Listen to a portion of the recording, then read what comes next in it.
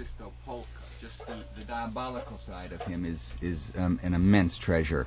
The Totentanz, his own transcription of Saint-Saëns' Danse Macabre, the Liszt Sonata, perhaps one of the great works of the 19th century, the Consolations, the Sonetta del Petrarcas, these three sonnets, which first came into the world as songs, and we'll hear the song versions.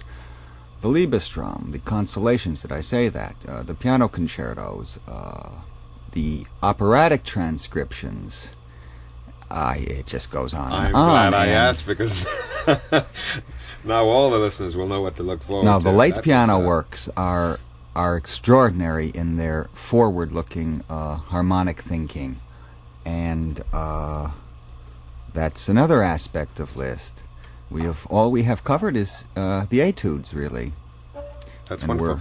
Well, it's going to go on for a few weeks, or are you going to come back to it, or how will that be? I think we'll just keep going, and certainly we'll take another month and a half, and I hope that the audience enjoys this composer, because I think he's misunderstood. We have the Hungarian Rhapsodies. That's one of the reasons he's misunderstood. And yet these have been played consistently and shoddily, and I think we will begin our program, though, today with Paderewski, who didn't know Liszt, but was certainly one of the most eminent pianists of all time, perhaps in the history of written words, the third most written about pianist that ever lived. And he was the first to make, after Anton Rubinstein came here in 1872, a gigantic impact on the American public. He made a fortune here in America as a touring virtuoso. Paderewski, of course, had a tremendous career in politics, the movies. He was everywhere, and he wrote a charming volume of memoirs. He didn't live to complete volume 2. He was a poet, an orator, and a composer of real merit. But he grew up in this late Romantic time where into the 20th century his music would appear to be old-fashioned. Mm-hmm. However, now as we have a Romantic revival, it's possible that some of the works of Paderewski, such as his Symphony in B minor, an opera he composed for the Metropolitan, a piano sonata which Arthur Rubinstein premiered in something like 1901, a violin sonata which has just been recorded, so it might well be that we will be able, through records at least, to enjoy Paderewski's music. Recordings are mostly piano rolls of his, and they show a pianist that does not have it anymore, so to speak. Mm-hmm. But one can hear this poetic quality which captivated audiences for so many years. This has been interesting this morning. You mentioned we're going to hear Paderewski himself, and early in recital stage, I was very thrilled to play that recording by Bela Bartok, himself at the piano, and then Rachmaninoff, thinking what a thing would have been to have a record of Liszt. What a thing indeed, yeah. And it's fortunate that it's unfortunate that we don't have the virtuoso composer anymore. We're in an age of such specialization that many composers don't really even play instruments well. Often they can conduct. So you mentioned that Bartók was one of the last in that line. His compatriot Dohnányi, Rachmaninoff, of course, and Paderewski. And this was a glamorous age. Let's hear La Leggierezza, the Concert Etude No. 2 in F minor, one of Liszt's finest works, played by the immortal Paderewski.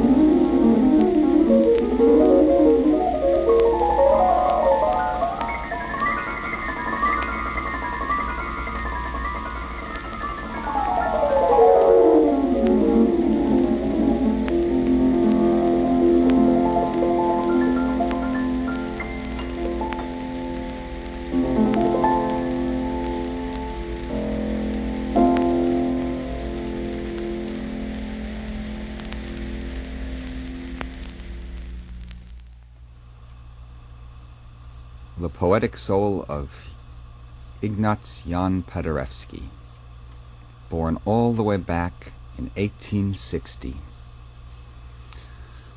And he was playing, and there was some admirable passage work for all the many people who thought Paderewski had no technique. That was beautiful. That was La Leggierezza, the second of Liszt's 3 concert studies, composed in 1848. We have another performance of this magnificent study,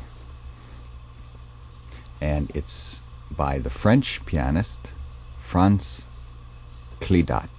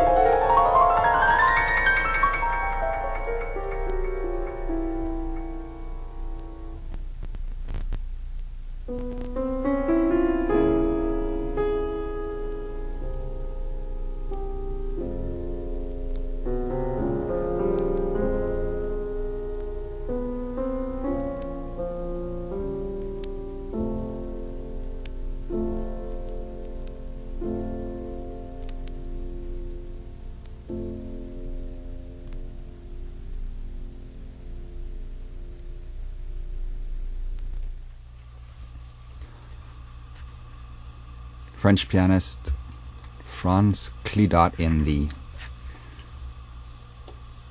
second of the 3 concert etudes from 1848, subtitled La Leggierezza. And 1848 is an important year for Liszt because he starts living in Weimar. The age of the virtuoso for him is gone, and he now works towards an unselfish mode of living, helping other composers, living quietly after 12 straight tumultuous years touring all over Moldavia, Riga, Madrid, Constantinople, all through Germany, all through Italy, everywhere. He never stopped. And all of a sudden, the stage is set for a new era in his career, which would take him another 12 years. And it was during these years that his first important works are composed. He composed a great deal of music before, but now the genius is ripe. And during this period, we have a passage from Saint-Saëns, who benefited very much from Liszt, who produced in Weimar his Samson and Delilah when he could not get it performed in France. And the great French composer writes of Liszt at this time, "It is impossible to believe the force and the magical prestige that attached to the name of Liszt in the eyes of all young musicians during the first years of the imperial epic of Napoleon III. This name of Liszt, sounding strangely enough, in any case to us Frenchmen, sharp and whistling in its sound, like a sword cutting the air, traversed and sliced in two by the Z of the Slavs, as if by the furrow of the lightning. Both as man and artist, he seems to belong to the world of legend.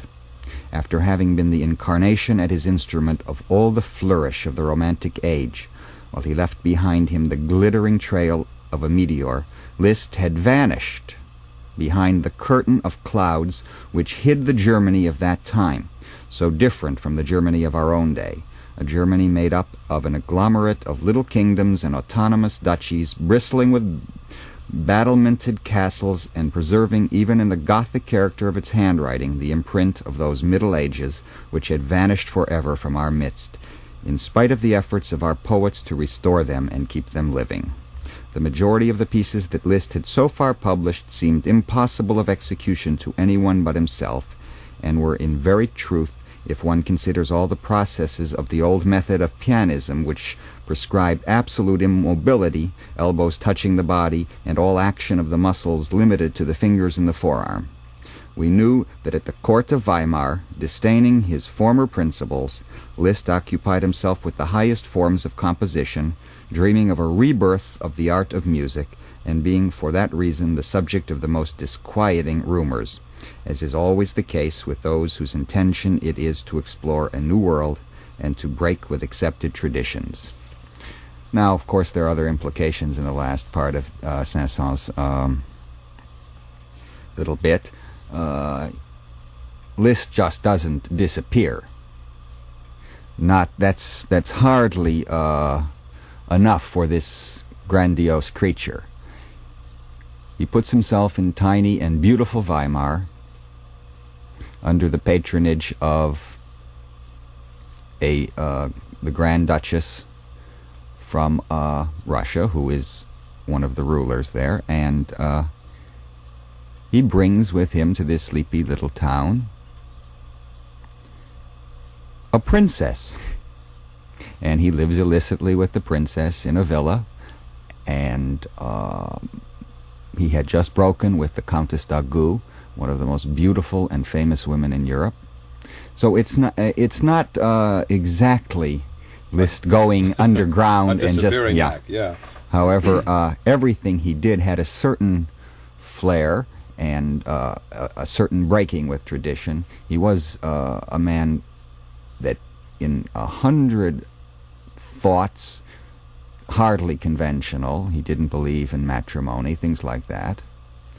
But the Princess Caroline Wittgenstein was a great inspiration to him, and she had said, you must be the next great composer, and this town is going to be very good for you. That's really one of the reasons he left. And ulterior motive, yes, to help composers, but most importantly to get away from the concert stage, which had ravaged his soul, all the applause. He then transferred this into conducting and became one of the first of the modern conductors, and had some students in this early date in the Weimar years, but started composing, and he never stopped. And through these years, the Faust Symphony was created, the Dante Symphony, large-scale works, 70 minutes in length, the Sonata for piano, and many of his important works and experiments. Let's hear... I'm sorry. No, I was just going to say, listening again to Camille Saint-Saëns' writing, which you read there, it's again not amazing, but surprising to me. A man of Saint-Saëns' time, and the other day you read Copland, somebody from our era. Yeah. And all these very different people attracted to him for very different reasons. Yes. One aspect that this man was really something very special. Very special, because Saint-Saëns was very special. In 100 ways, he was the French Liszt and Wagner in a way. He had a great intellectual curiosity, but nobody but the most amazing person could dent Saint-Saëns. He was a belligerent, sarcastic man, and he idolized Liszt. In fact, in 1919 he said, "Because I have heard Liszt in my youth, old age is now possible." Let's hear Gunnar Johansen in another performance of this 1848 work, La Leggierezza.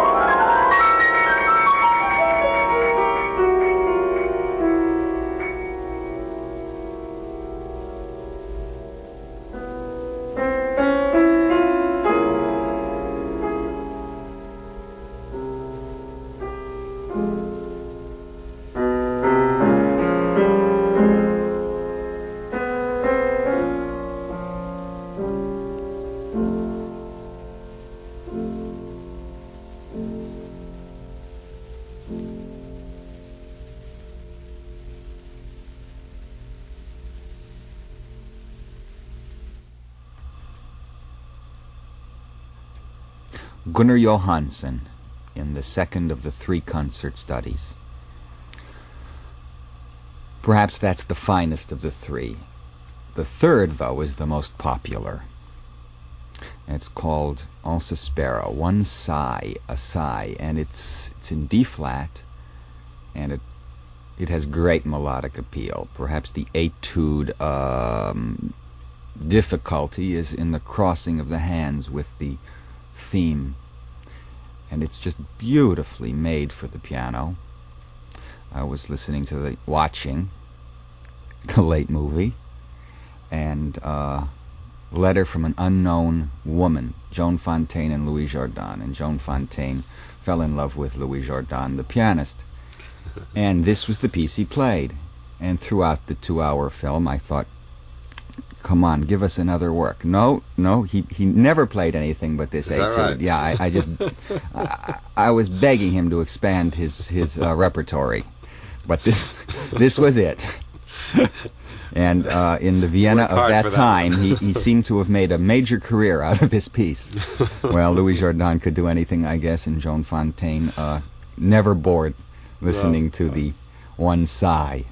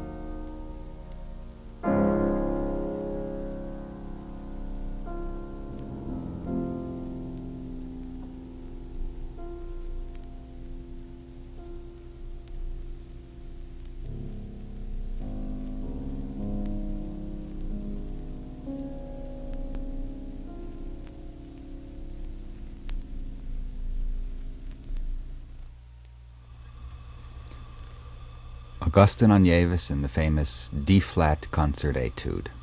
Now I know why Joan Fontaine wanted Louis Jourdan to keep playing that throughout the whole movie. It's a wonderful piece. It's beautiful. We have a performance now by Harold Bauer. So little is recorded, or that we have at least, of this great 20th century figure in pianism.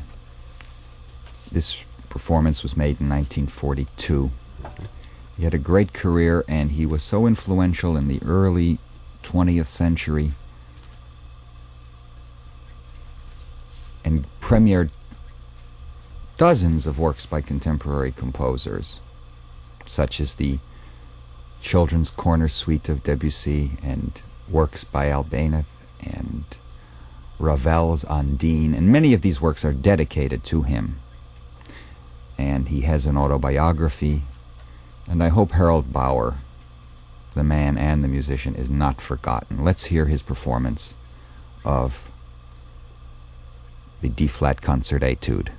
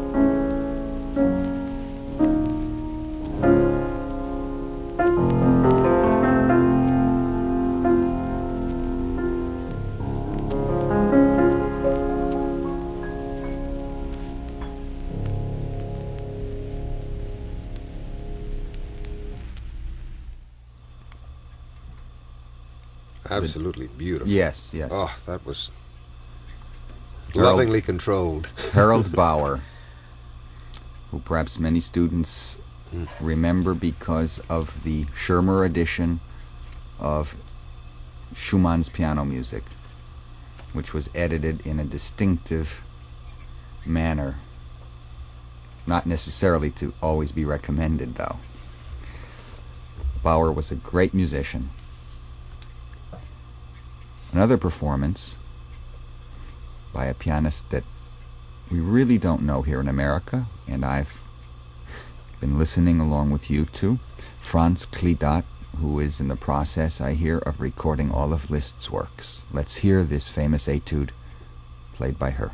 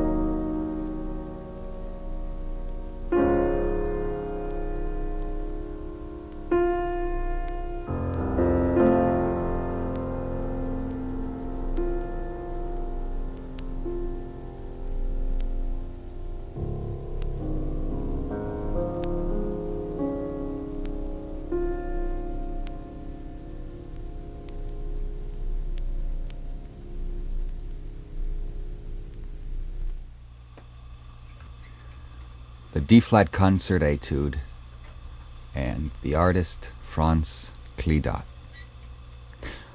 That completes, except for one piece, the Liszt etudes. We've heard the Transcendental, 12 in number, the Paganini Liszt, 6. The 2 etudes written in the early 60s, Dance of the Gnomes and Forest Murmurs. Now the 3 etudes composed in 1848, concluding with the D-flat etude. There is one other which absolutely is unknown. It was composed around 1850, at the same period. It's extremely difficult. I have 2 recordings, one Gunnar Johansen and the other Franz Clidat, and it's called Ab Irato, Rage, Angry. And let's hear this work, which has some relationship to the Transcendental etudes.